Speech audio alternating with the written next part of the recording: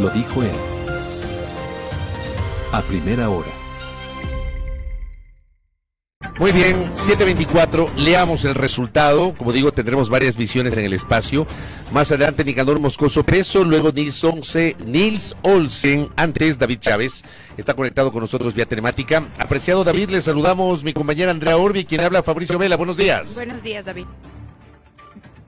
Hola, buen día, Andrea. Fabricio, gracias por la invitación. Qué gusto estar acá. Gracias, David. A ver, me imagino que para usted fue un resultado inesperado. ¿Cómo lee las cifras de la elección de ayer?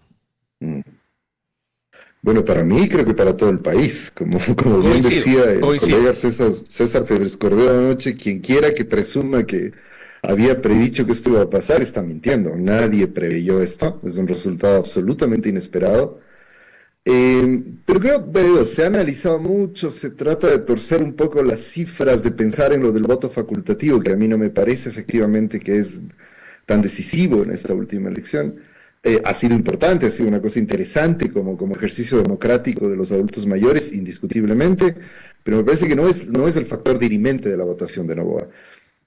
En mi primer balance, porque obviamente esto va a demandar un análisis más detenido, una reflexión más pausada de qué es lo que ocurrió, pero en mi primer balance vuelvo sobre algo que he venido diciendo hace tiempos. En el Ecuador se va constituyendo cada vez más un sentido común autoritario de la política, y eso es lo que acaba de triunfar. Un resultado tan contundente de Noboa debe alarmarnos porque es un triunfo del autoritarismo, no es un triunfo de la democracia.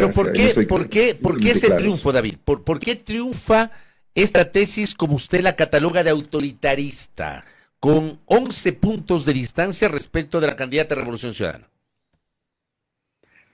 Porque primero ha venido cultivándose en la sociedad un sentido autoritario. Es decir, miremos las cifras del último informe de Latinobarómetro. Estamos en los primeros lugares de percepción favorable al autoritarismo en América Latina. Es decir, esa me parece que es la lectura más cercana para poder interpretar qué es lo que acaba de ocurrir. Es decir, tenemos los números más preocupantes de una percepción favorable al autoritarismo en las cifras de Latinobarómetro. Y esto es producto de que en la sociedad ecuatoriana se ha creado un pacto de silencio e inclusive de cierta congratulación con las actitudes autoritarias de Noboa. O sea, desde sencillamente encubrir sus actitudes autoritarias o licuar las diferencias políticas diciendo que el autoritarismo ha estado presente siempre, por ejemplo. Entonces me parece que esa complicidad que la sociedad ecuatoriana ha tenido con el autoritarismo de Noboa es evidente. No perdemos de vista que acaba de ganar contundentemente un gobierno que lleva entre sus cuentas pendientes la desaparición de 4 niños. Eso es lo que acaba de triunfar. Pero lo que nos acaba de decir la sociedad ecuatoriana es que mayoritariamente está de acuerdo con ese tipo de política. Y eso es lo preocupante. Yo estoy profundamente alarmado con el resultado que acabamos de ver ayer. David, usted ha mencionado estos calificativos. Contundentemente ha sido la gran mayoría quien ha elegido al presidente Daniel Noboa para que gobierne los próximos 4 años. ¿Qué decir entonces sobre la reacción de la Revolución Ciudadana, que ahora mismo dicen que fue fraude? Incluso ya ha salido Luisa González del día de ayer a decir que no va a reconocer los resultados, y ya ha salido el día de hoy la Revolución Ciudadana con un comunicado sobre aquello. Eso es tremendamente penoso. Tremendamente penoso, porque obviamente es un golpe muy duro para la Revolución Ciudadana, que la Revolución Ciudadana tiene que reflexionar seriamente qué es lo que ocurrió, cómo es que no pudo intuir lo que estaba pasando en la sociedad ecuatoriana, y obviamente me parece que es una denuncia absolutamente sacada de los cabellos. O sea, un fraude de 1 millón de votos es un escándalo del tamaño del Chimborazo. O sea, para salir a decir algo habría que salir contundentemente, con una abundancia de pruebas para demostrar que efectivamente hubo un fraude de 1 millón de votos. O sea, si fuese un fraude de unas decenas de miles, uno podría decir que esto es plausible, pero esto no tiene el más mínimo sentido, me parece. El sistema electoral ecuatoriano es un sistema sólido, más allá de los devaneos y los alineamientos con el gobierno que tienen las autoridades del CNE, eso es indiscutible, parte de esta estructura autoritaria que ahora acabamos de elegir mayoritariamente.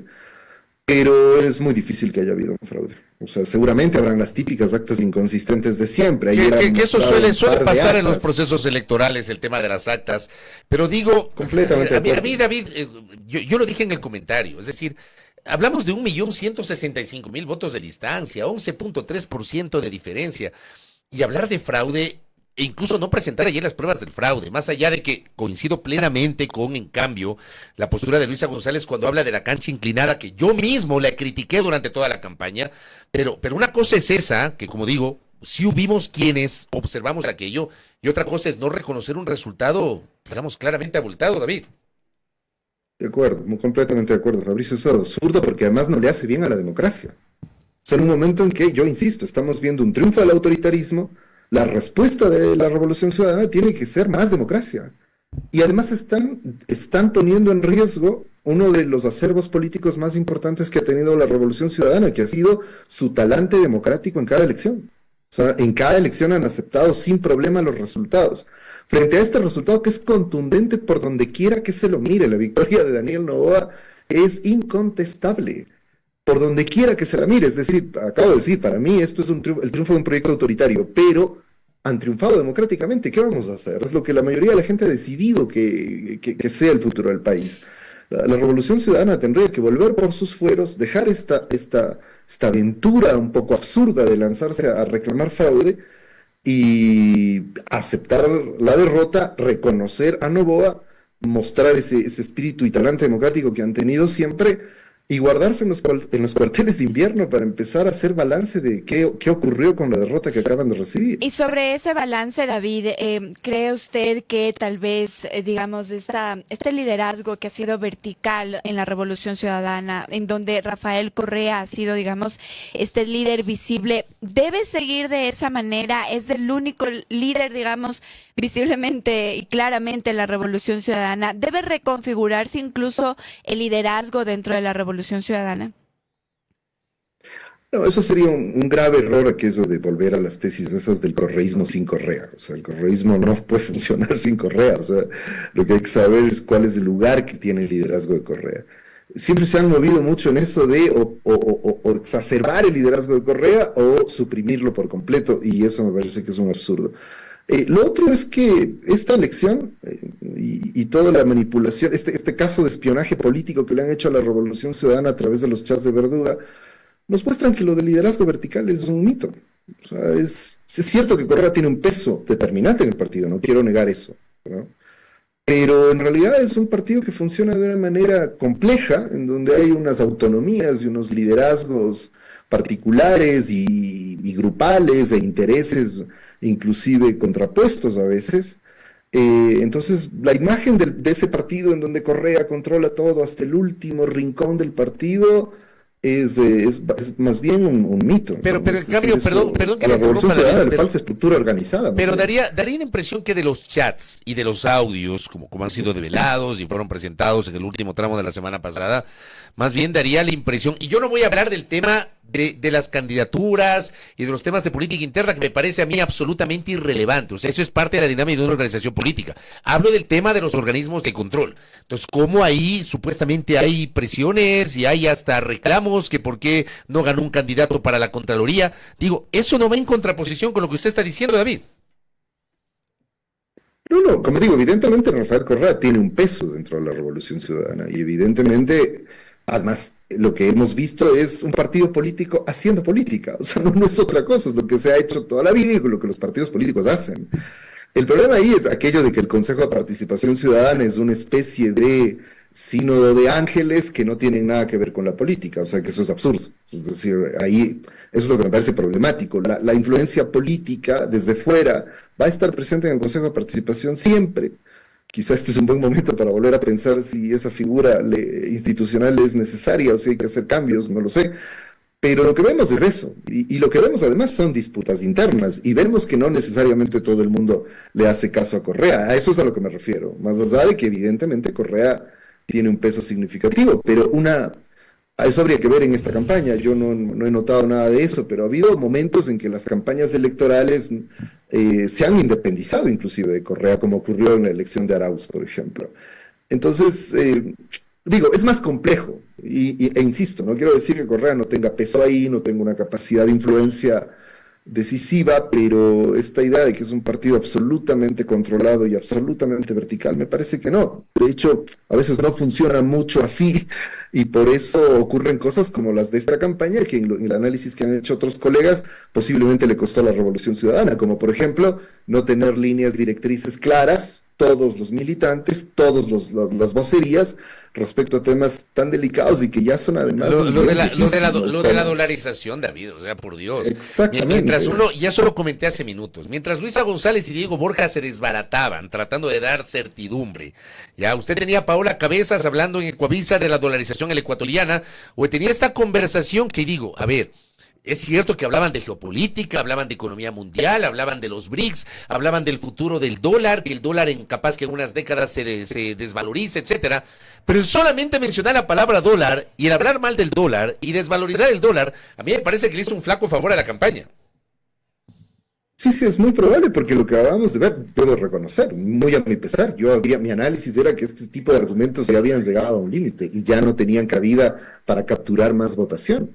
Pero evidentemente no. O sea, Venezuela y la desdolarización siguen siendo unos dispositivos político-electorales muy, muy efectivos para las derechas.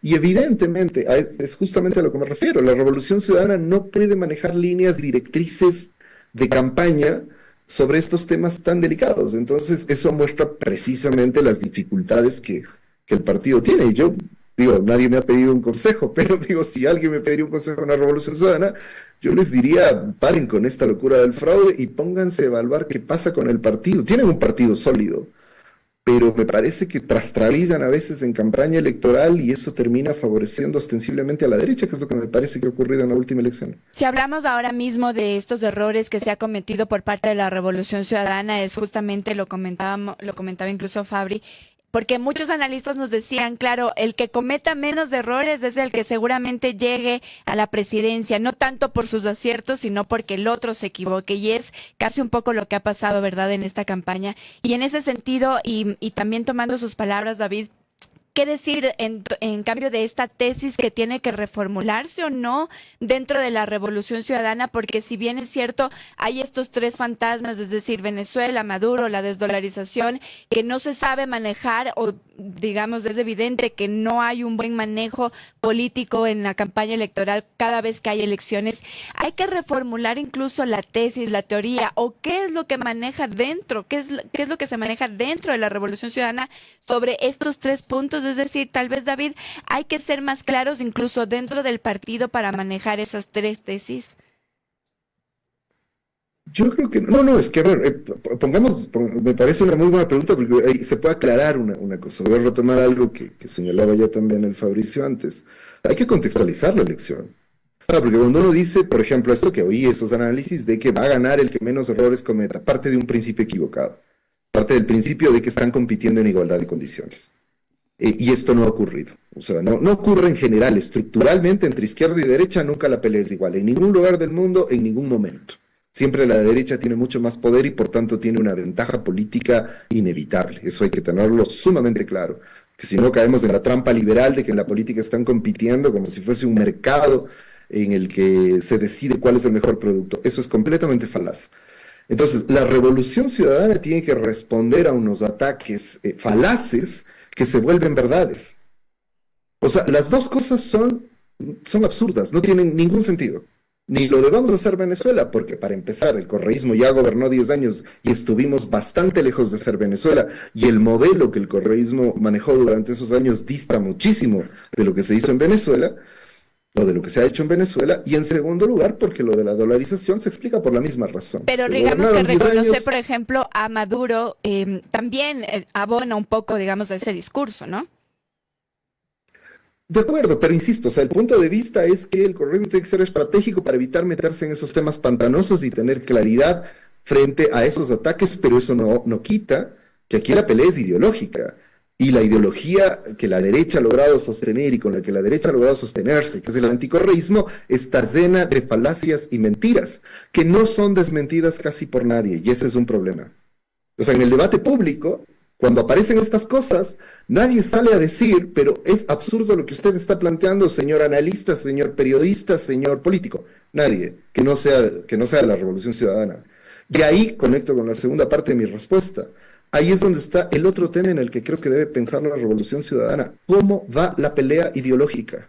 O sea, mientras no tengamos medios de izquierda que sean capaces, medios de comunicación, quiero decir, que sean capaces de disputarle la hegemonía a los medios de derechas, esto va a seguir pasando. Es decir, vamos a seguir discutiendo sobre unicornios y dragones, que es la dolarización y demás, y Venezuela, y con eso la derecha va a seguir ganando elecciones. Y vamos a dejar de lado discusiones reales y evidentes, como las graves denuncias que pesan sobre Daniel Noboa y ADN, de posibles vínculos con el narcotráfico, o las gravísimas violaciones a los derechos humanos que el caso de los niños de las Malvinas pusieron en evidencia.